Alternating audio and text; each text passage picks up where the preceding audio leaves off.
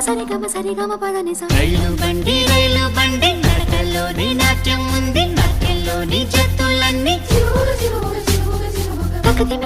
తకదిమి తకజను అలసట లేని సంగీతాన్ని వినిపిస్తుందండి మనుషుల మధ్య దూరాలన్నీ చెరిపిస్తుంది రైలు బండి